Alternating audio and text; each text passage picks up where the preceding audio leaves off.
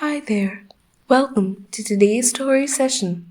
This is a classic fairy tale written by the Brothers Grimm and probably one you've heard of. It's about Rumpelstiltskin. Let's start now. There once lived a miller with his daughter. When the miller was at work all day turning grain into flour, he loved nothing more than to think up tall tales to amaze people. One day the king came to town. He heard the miller talking about his daughter. The miller was saying that his daughter was the most amazing girl in their village, if not in all the land. "You there," said the king. "What is so amazing about your daughter?" The father bowed.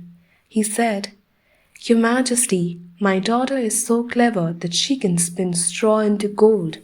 "Spin straw into gold," said the king. "That is amazing. She must come to my palace. I will put her to the test." But I mean," said the miller. He wished he had not told the king such a thing, but now it was too late. So the miller's daughter had to go to the king's palace at once. The king took her to a room piled with straw from floor to ceiling. He pointed to the spinning wheel in the middle of the room. He said, "Now get to work. If by morning you have not spun the straw into gold, you will die." The king slammed the door and locked it behind him. The girl was all alone. For the life of her, she did not know what to do. She had no idea how to spin straw into gold. "What will I do?" she called out to the air. "No one can do such a thing." Just then an odd little man stood before her. "Did I hear you say no one?" he said. "What?"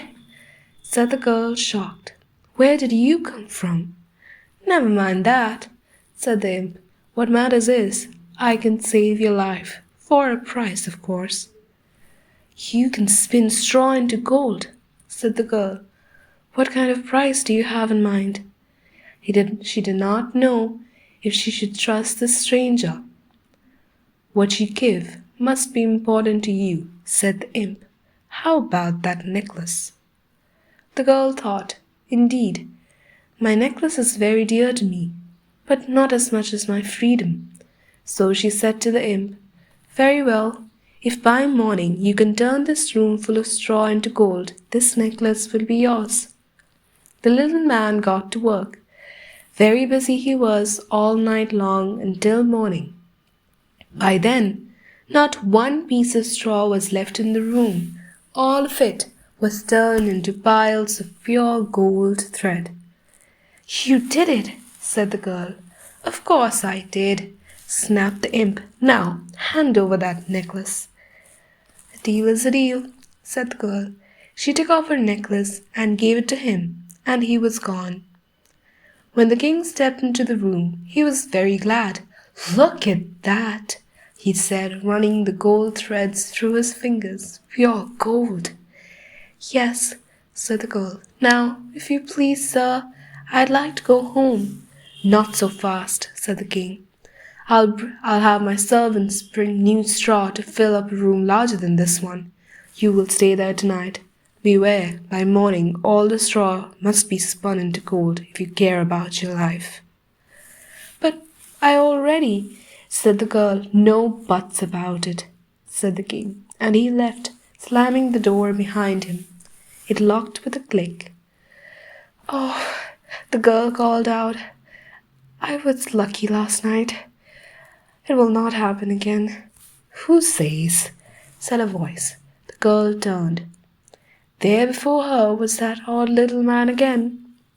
"I'll do this job for you," said the imp, "but you must give me that ring on your finger." "I always loved that ring," thought the girl, "but after all, it is just a ring." "All right," she said to the imp. "It's a deal." So the imp spun the straw all night. By morning, nothing but piles of spun gold thread lay on the floor. The girl gave the ring to the imp, as she said, The next morning, the girl felt sure the king would be so happy he would let her go home.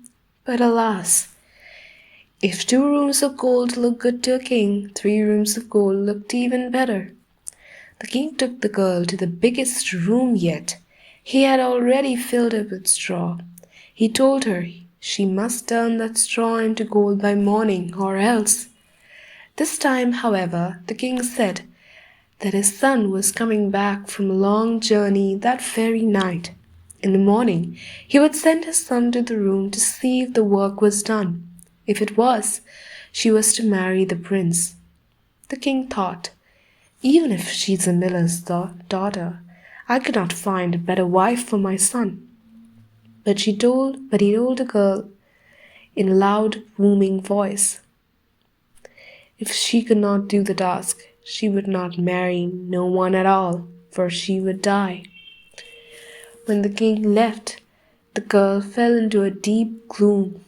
How long would this go on? Would she ever get out? When she lifted her head, there was that little man again. I bet you knew I would come back, he said. I could not know for sure, said the girl. But this time I no longer have anything to give you. I cannot pay you any more.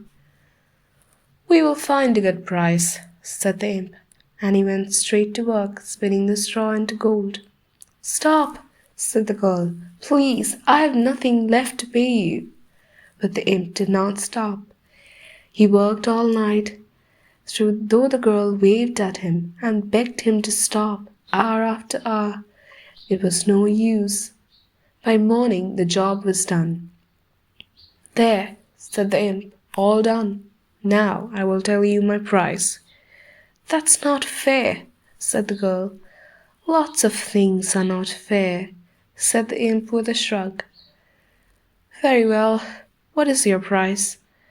Oh, nothing right now. But later, if you become the queen, I will take your firstborn child. What? Said the girl in fear. I cannot imagine I would ever be queen, but even if I were, I would never agree to such a thing. Oh, but you already have. The straw is spun into gold, and so the deal is made, said the imp, and he was gone. One moment later, a young man stepped into the room. Miss, are you all right? Said the prince. I know how hard my father can be.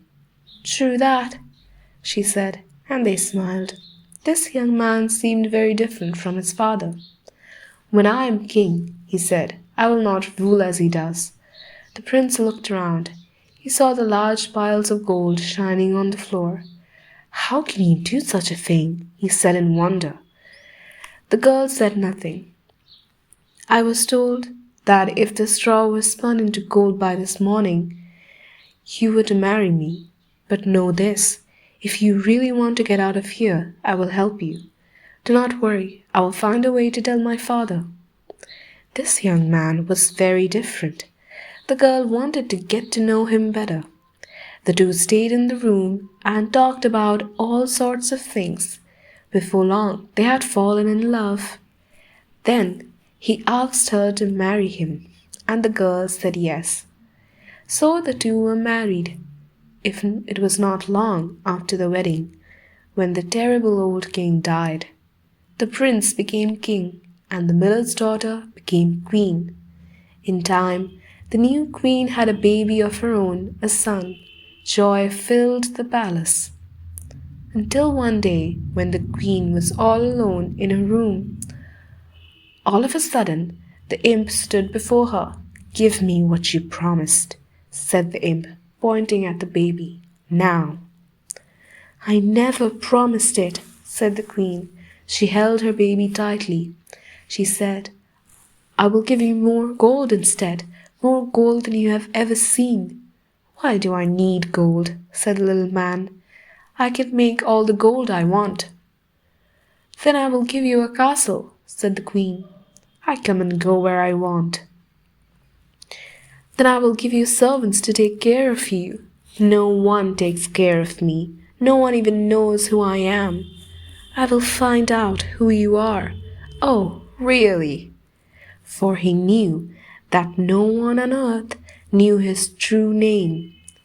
Very well, I will give you 3 days. After 3 days, if you cannot tell me my true name, the baby is mine. But if you guess my name, you can keep that baby, and no one must know about this. If you say but one word of this to anyone, the baby will be gone forever. 3 days is a long time to come up with a lot of names, thought the queen, and so she agreed. The next day, the queen wrote a very long list of every name she could think of. That night, in the baby's bedroom, the imp appeared before her. Well, he said in a loud voice. The queen read the whole list of names one by one. Could your name be Nathan? She said. Lucas, Jacob, Hugo, Felix, Oliver, as you can imagine, many other names too. Not even close, laughed the imp. See you tomorrow night. And he was gone. The next day, the queen looked through every book in the royal library. She found names from faraway places, names she had never heard of. That night, when the imp appeared, the queen read her list. Perhaps your name is Maximilian, she said. No? How about Gunnar, Alfonso, Poindexter, and many more? This is boring, said the imp, but I will not be bored tomorrow night. The third night is when the baby is mine. He laughed again and was gone. The third day the queen did not know what to do. She wished she could tell her husband her problems, but she dare not. She walked to one side of the room, then back again, back and forth, over and over. This does not help a thing, she said. She put on her royal cape and hood and walked outside the palace. If I have peace and quiet, maybe I'll think of something, she thought. The queen went into the woods. She followed a brook to a big lake and went past the lake to a deep forest hidden in the darkness. All of a sudden, the queen saw the light of a faraway place, and there was a voice that was hard to make out. There was something about that voice too, but what? She stepped closer. At last, there in front of a fire danced a little man. It was he, the very same imp. Very quietly, the queen listened. As the little man danced, he sang, Tonight, tonight, my plans I make. Tomorrow, tomorrow, the baby I take. The queen will never win the game, for Rumpelstiltskin is my name. Rumpelstiltskin, thought the queen. That night, when Rumpelstiltskin appeared, the queen went through more names. Is your name Yusuf? Bobek? How about Salaman? No, 1,000 times no, said the imp. You are wasting my time. I will give you one last guess, and that's it. Well, I'm sure this is not right, but could your name be Rumpelstiltskin? How could you know? He was so mad. He stamped his feet. He stamped them so hard that a very big hole opened in the ground, and he fell right down that hole. And then Rumpelstiltskin was never seen again. Good night. Sweet dreams.